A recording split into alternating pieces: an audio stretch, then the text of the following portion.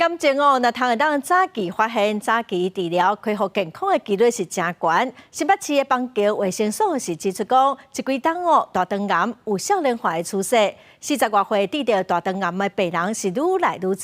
所以卫生所是呼吁民众都爱定期去体检。咱咧大电坑的大的所在，安尼甲背背2、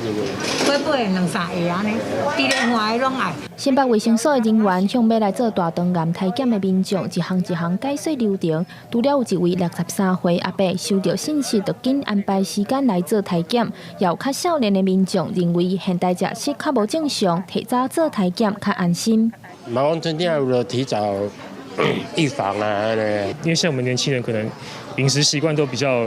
重油、高盐那些的，可能罹患大肠癌的几率可能会比较高了。那政府有这项补助的话，有收到简讯，我们一定会去做检查。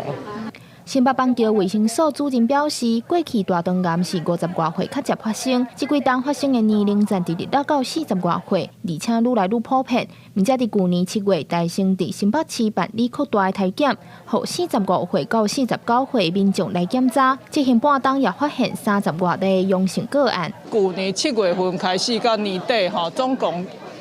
做的检查的民众就是有886人，目前